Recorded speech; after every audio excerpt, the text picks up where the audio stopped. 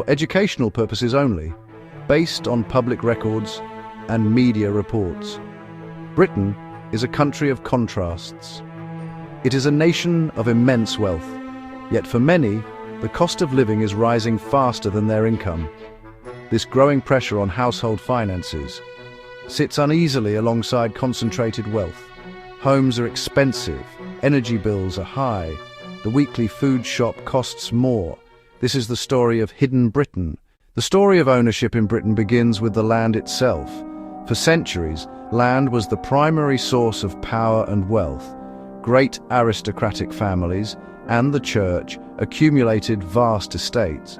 These holdings were protected by laws of inheritance such as primogeniture, which ensured estates passed down intact. This historical pattern hasn't disappeared, it has adapted to the modern world. Public records and land registry data show a large share of rural land is owned by a very small number of people. These historic estates are not relics. They are active modern businesses. They can encompass thousands of acres of farmland, forests, rivers, entire villages. The scale is substantial. Reports suggest under 1% of people own around half the land.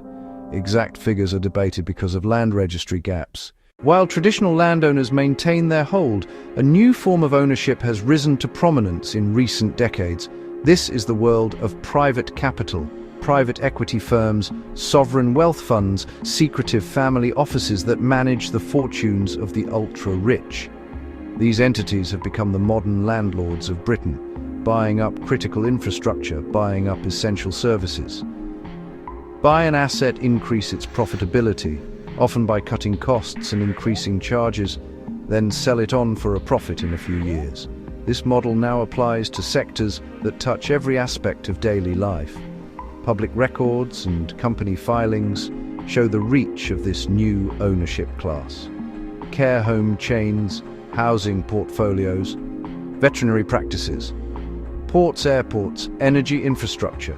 For example, many of Britain's water and sewerage companies are now owned by complex webs of owners.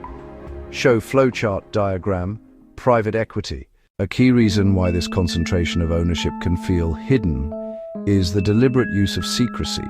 The systems of modern global finance allow wealth to be held through complex, multi-layered structures designed to obscure the ultimate owner. Legal entities like offshore companies, trusts, limited liability partnerships. An asset in Britain, be it a London skyscraper or a regional utility company, may be owned on paper by a UK company. That company may be owned by another company, registered in a tax haven which could be controlled by a trust. This structure creates a significant transparency gap. Britain has made efforts to increase corporate transparency, for instance with the register of people with significant control, but loopholes and enforcement challenges remain. The combined effect of these ownership patterns has far-reaching consequences for British society. Historic land concentration, the rise of private capital, the veil of secrecy. It shapes the lived experience of millions. The most direct impact is on the cost of living. When land for housing is scarce and controlled by a few, prices are driven up. When essential services like water and energy are managed to maximize shareholder returns, bills for ordinary households can rise. This concentration of economic power also exacerbates regional inequality. Investment decisions made in distant boardrooms are unlikely to prioritize left-behind towns. Wealth continues to accumulate in already prosperous areas. Addressing the challenges posed by hidden ownership does not require a revolutionary overthrow of private property.